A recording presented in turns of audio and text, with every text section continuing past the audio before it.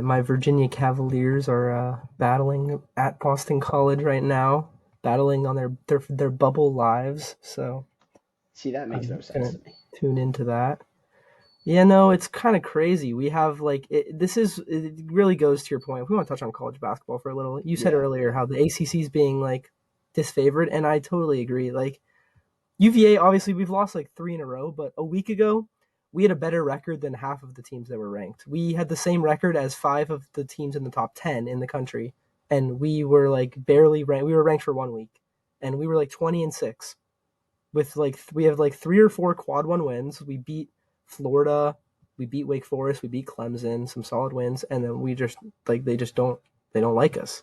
Even though in any other year, a 20-6 ACC team with multiple quad one wins is going to be ranked. They're going to be projected to like a 5 or 6 seed, and then this year UVA at their best was projected to be an 8 or 9. Now they're knocked down to the bubble because they lose to two quad one games back to back. Like it's tough. It's unfortunate. yeah. I think, and oh boy, am I glad you got me started on this. I think that Scott Van Pelt did a pretty good segment about it, and I loved that the Clemson head coach called out the Big 12 for what they may have intentionally been doing or unintentionally. I sort of lean towards intentional, but we've moved more into net rankings, which let me tell you problem number one with I think how college sports are handled in general, and it's for college football and college basketball. Net rankings is a predictive metric, and I don't really think that's a fair way to uh, assess teams trying to make the postseason. And it's similar to college football playoff putting Bama over Florida State because you predict them to beat the team that they're gonna gonna play or have a better chance of beating them than Florida State did. Where net first off, margin of victory is taken way too seriously. A 20-point loss and a 30-point loss are just not really that different. In some cases, you get down 20 with three to go, they pull their starters, and you go on a 10-0 run, and just that's how you get to 30. And as well, I think when you look at the landscape of college basketball this year, in terms of what the Big 12 has been doing. The Big 12, I think I saw, has zero wins out of conference inside the top 60 in net. And they perfectly crafted this. And honestly, it's more so props to the Big 12 than anything for how they handled this situation, but it's kind of stupid. And I think the NCAA may step in due to how this may affect future scheduling by conference opponents. But the Big 12 was able to schedule a bunch of terrible teams, boost up every team's net ranking, and then by the time you got into conference play, they could only help each other because they were all quad one and two teams. So you can't fall out of quad one and quad two by only losing the quad one and quad two. And again, it just brings me back to my main point that I don't think a predictive ranking should be have this much influence in who makes a tournament or who makes the postseason. Because, like for example, obviously I'm going to go to my homer and Syracuse. We look good in every metric that takes into account what you've done in the season and doesn't try and do predictive stuff. And I saw something today where it was like and obviously you guys have a better case than us, right? You guys, I don't understand how you guys are even a question. I don't understand how Clemson's even a question right now. Um, but the last team to have a strength of resume, I think, was the metric as high as ours is, in high being better, and not make the tournament was like 20 years ago or something crazy like that. I just think the NCAA and the committee, I hope, doesn't take into account net too seriously because I truly think it isn't a great system. Like example right now, Xavier has a losing record. They are 13 and 14, and they are currently ahead of us. NC State and Pitt, two teams that we beat twice, are currently ahead of us. And then there's a team currently ahead of us that has a losing record in the quad four games. So even using the system, I don't really understand how it works and why you would use it over something like strength of resume, strength of record, other stats like that. Yeah, I can always use UVA as an example. We beat Wake Forest, uh, and yet Wake is ranked. We have a better record too. Sorry, forgot to mention that part. But Wake is like top 30 in net, and UVA is not top 60. Uh, It's just a really interesting way to look at things. I liked your comparison to the college football playoff, where it's like they're just picking who they think is better. It's not who was better on paper. It's not who played better throughout the year. It's who they think is better. And as we discussed heavily with the CFP, that's a really dumb idea because it kind of takes away from the season itself, and it makes it like pointless in a sense because it's like in the case of Florida State, like they could not have done anything differently, and it's just so dumb. And it's like though we think Alabama's better, like we don't think Florida State can play well. Like it's speculation. You're ignoring what their body of work in order for like more of the eye test, I guess. But I don't know. I completely disagree with the notion of it. Yeah, yeah. I mean, I don't know. I guess the hope is that it doesn't seem like net affects it that much yet, in terms of how the committee ranks their teams. But like the other thing is, if you're trying to compare conferences, don't you think head to head record, and you can even include like quads or whatever in head to head record would be a better way to do it? Like, for example, ACC, I don't know what teams have played what, and maybe, or it's not like UNC beat up on all nine teams, but the ACC is 9-3 against the Big 12 this year. The ACC is 6-6, or was 6-6. They drew the ACC SEC challenge. So the argument that the ACC is completely in the minor leagues when all the other power conferences are playing in the majors, it just seems so fabricated to me and based off nothing except for, like you said, and like I said, sort of who you think is going to win. But I mean, when you look at the tournament every year, it seems like the ACC teams are the ones that do well. Like a conference that people tout as being highly effective in the Big Ten always seems to have flameouts early, whereas like ACC, Big East, those conferences seem to always have teams in it at the end when it's all said and done. Yeah, I'm just trying to do some research on the ACC SEC challenge right now, just because like I know uh we beat LSU. I don't remember if that wasn't like your if Florida we're game, was it? looking only at the top teams in both conferences, like um, of the top five in the ACC, Clemson beat Bama.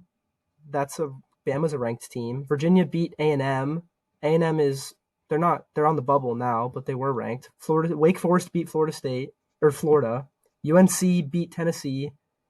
And then Duke was the only top ACC team to lose. They lost to Arkansas on the road. But like I just think yeah, like the head to head proves that they were good. I you know it's just it doesn't really make sense. It's like you said, they're just going off of I don't even know, maybe player image, just how big the school is, history, but they're not looking at as much into this year, you know. And Yeah, maybe part of that with the ACC slander specifically is the fact that in the past 3 years we've had Roy Williams, Coach K, and Jim Boeheim all retire. So they just they just favor the ACC less because that's three Hall of Fame all time coaches gone. So they just they care less about the ACC if that makes sense. Um, yeah. Yeah, no, I mean, I think coaching certainly plays a role in it because, like, in terms of their predictive metrics and those stuff before the season, like I think I might have explained on the pod, but like a team like us, we were projected to win 9 games this season, and that's because most of the models for first year head coaches present just terrible results, which is true. I saw something the other day. It was like Scott Drew won like 8-20 in his first year. You have all these great coaches who just did poor in their first year, so I get it from that stance, but I think that when you look at it and when that weighs so heavily into the process of who you think will win games rather than the games you've already seen, it gets to a point where it's too much. And it is pretty interesting to me because like as much as you can talk or we can talk about how the media portrays it, like in terms of Notre Dame beating Wake Forest, oh well that just shows how weak the ACC is, not maybe some of the depth. Um, and Notre Dame, by the way, when I watched when they played Syracuse, we held on to that game because we had a 30-point lead. But Notre Dame has Burton and Shrewsbury, who are absolute dogs, definitely can play at the Power Five level. To act like that team can't beat anyone on any given night simply because of those two players is just ridiculous. But that's digressing from the point here. I just I think the way the net rankings handles it in specifically is a little bit out of whack because any ACC win or loss hurts because, like I said, all these teams started out playing actual teams. So, like, you lose to us, a 20-win team, and that's a quad three loss, which tanks you. Because I think it's a quad three if it's at home, or if we're at home, rather. No, not if we're at home. If you're at home, rather. But I don't know. I think the way that the selections are done has to be revised a bit in both sports to be simply off of what the team has done and not using any predictive metrics at all. You should save the predictive metrics for how you expect the tournament to go. That's what a lot of people who get really into it, like myself, try to do. You try and use the metrics to predict how the tournament is going to go, but you shouldn't be using predictive metrics to determine who gets into the tournament. Yeah. I think another issue with it is we can call it the West Coast Conference problem, which is right after like non-conference play ended, Gonzaga was cooked. Like they got beat up by all the like Power 5 teams. Uh and then they get an easy schedule in the West Coast. They built their way back up and now they're in the tourney again. And it's like they really haven't like St. Mary's and Gonzaga are the only good teams in the West Coast. Like, San Francisco's like okay, I think, but like realistically Gonzaga and St. Mary's are the only, solid teams in the West Coast. And so it's just unfortunate to see like an ACC team has to battle through like, a more difficult schedule. Like UVA, we have like four quad one games in a row at one point. Whereas Gonzaga is never going to have that. They even if they drop one to St. Mary's, they're going to go like 14-1 or 15-1 in conference play, and they're just going to keep rising up the net rankings because they're going to keep winning. Uh, Whereas like a UVA team, if you go like 4-2 in the ACC, which I would say is more impressive than winning 6-0 in the West like conference, you're going to get bumped down from those losses. Yeah, it is pretty funny with Gonzaga now that I'm looking at it. They're 21-6, but they're 1-5 in quad one. So it's like, I mean, I don't know. And I don't want to, I can't talk too bad about them. We lost to Gonzaga pretty bad. And we played much better against Tennessee from watching both those games. But that sort of is my other gripe. And I feel like I'm harping so much on it that on net specifically that, it feels like I'm just a hater, which maybe I am because my team's getting screwed by it. But I think the when you play a team should matter. Like, if you're playing a team that's on a 2, 3 game losing streak, that's an entirely different team than a team in the midst of a 4 game winning streak or whatever it is. And like a team like Gonzaga was playing well at the beginning of the year. I forget the outcome of I know they lost, obviously the Maui, but that the team that we played is entirely different from the team they are now. And they're still going to make the tournament now, but I don't really think they're that good a team now. Whereas I think the way it works, where you retrospectively look at it, I'm not sure is good either. Because, like, another example, you can play a team and you play their best player. He drops 30 on you, you lose. That best player gets hurt, is out for the season. They tank because they just lost their best player, and it's thought of the same regardless. So you played a quad one team, let's say, that player gets hurt, goes out, they drop to quad three, and you have a quad three loss for playing a team that was quad one and is now quad three because they lost a player, and you played an entirely different team. Yeah, I mean, I think your point about the injuries is correct, but that's just so hard to kind of like numerically like account for. Like injuries are just so impossible to like really like put into stats. I and then on your other point, I kind of disagree. I think I don't think when you play the team matters too much, just because like in a sense of college football, if we look at last year, or it was either last year or 2 years ago, maybe 2 years ago, Florida in their first game beat Utah, and then they jump into the rankings week one, and then they finish 6-6. So I think like a week two win over Florida at the time would be a ranked win, but then at the end of the season it's a 500 team. Uh, so I don't think there should be a huge discrepancy. Like maybe they are playing better football in a sense, but they're more or less the same team. Uh, and as I said, I think injuries are just like if there was a way to like quantify how like an injury, like maybe, but it's just so hard.